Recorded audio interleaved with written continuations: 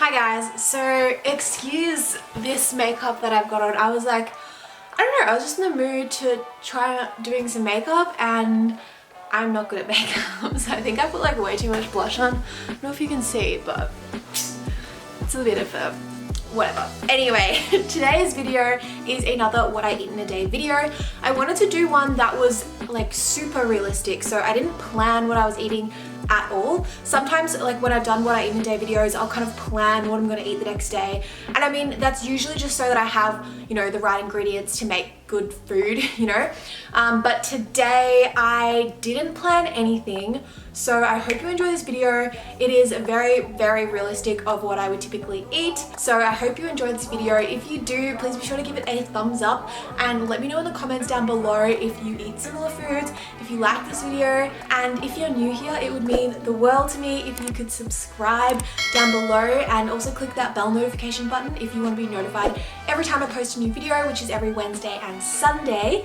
And I just wanted to say I am so grateful to everyone who has subscribed because we just hit 600 subscribers, which I'm super happy about. And yeah, I hope you all enjoyed this video. I will see you soon. Bye. So for breakfast this morning, I am having my absolute favorite porridge. And today I am making into a Nutella porridge just by adding a couple of different ingredients. So as the base, I'm making my regular oats, which is about half a cup of oats with 1 cup of water and half of a banana. You just want to cook that on a low to medium heat for a few minutes before adding in the final couple of ingredients. We have about half a teaspoon of vanilla extract here, as well as 1 teaspoon of cocoa powder. You just want to give that a good stir, heat it through for a bit longer. And I actually added in a little bit of almond milk today. I usually just cook my oats with water, but today I just decided to add in some almond milk for some extra creaminess. You could cook the whole thing with almond milk or any other type of milk instead of water. However, I just have always cooked it with water, so that's what I'm used to. But anyway, that is all for the oats. They're all done now. And you just want to transfer that into a little bowl. I'm using my favorite bowl here. I got it recently and I'm obsessed. It's a perfect size for my oats, so I just love it. Anyway, onto the topping. So this is the special ingredient which makes it Nutella. We are using some hazelnut butter. This brand of hazelnut butter is honestly so good. Not sponsored or anything, I wish, but anyway, it's just so delicious.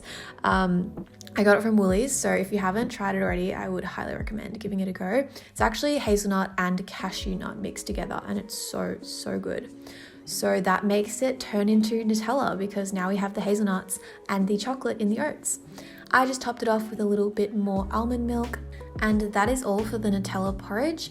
And I also had some coffee on the side, just some Moccona instant coffee with some almond milk today because I actually ran out of Oatly, but it's nice to have a change every now and then. So that is all I had for breakfast. It was so yummy and delicious and filling and satisfying and amazing. Alright, so a couple of hours later, I was about to go on a walk and I realized I was a bit peckish, so I had a protein bar. These are just my homemade ones. I will give a link in the description box below to the recipe for those. They're so good. And then straight after I got back from my walk, I was hungry and ready for lunch. So for lunch today, I actually just had leftovers of one of my favorite meals, which is this satay soba noodle salad. I do have a recipe video for this salad, so I'll leave that in the description box below, as well as in the top right corner.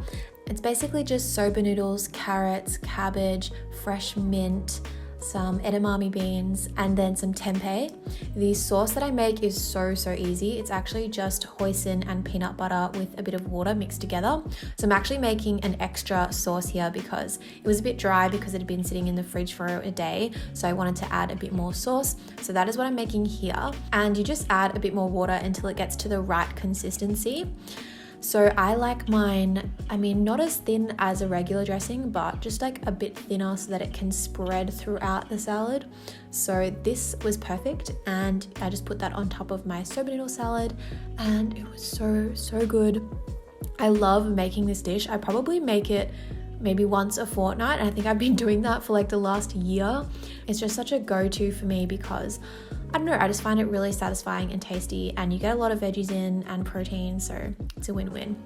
Anyway, I was actually feeling a bit peckish a little bit after lunch because it wasn't the biggest lunch. I didn't actually have that many soba noodles in that, so it wasn't super filling.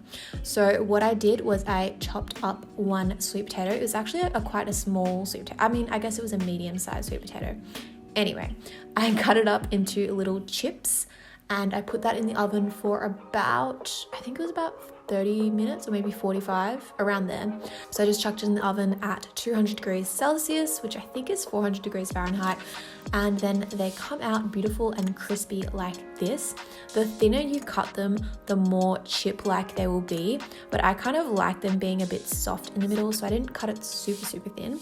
And then I just served it with some barbecue sauce. I love barbecue sauce. I know it's not the healthiest thing. I do get like the salt and sugar reduced one. But yeah, that's what I had for my little snack. And then actually a couple of hours later, I was still hungry. I was really hungry today. So I ate the rest of the banana that I had left over from breakfast, as well as a coffee. Now it's time for dinner, and for dinner I made one of my favorite dishes, which is actually such a staple in my house, which is a tofu ginger stir fry. And this is the tofu I used. It's actually from Aldi.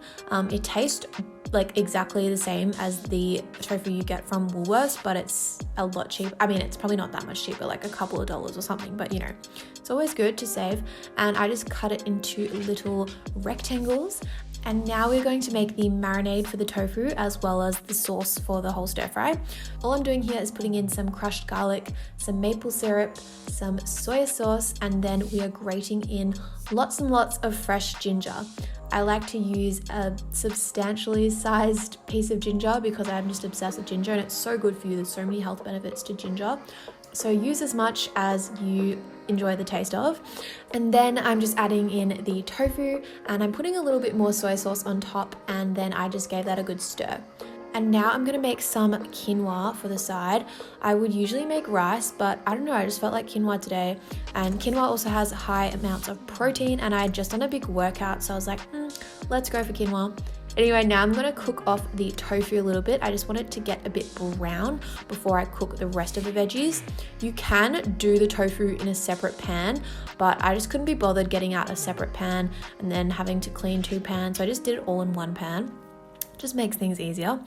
So then I added in 1 brown onion, chopped up nice and finely. It doesn't really have to be finely, it can be whatever. And then some sesame oil. The sesame oil just gives it a really nice flavor, but sesame oil, I know it does have a lower smoke point than other oils, so you don't want to have your pan on too high of a heat when you are using sesame oil. But yeah, I just used a bit of it because I really like the flavor. And then I added in my veggies. So I'm using 1 whole broccoli as well as the stem cut up into little bits.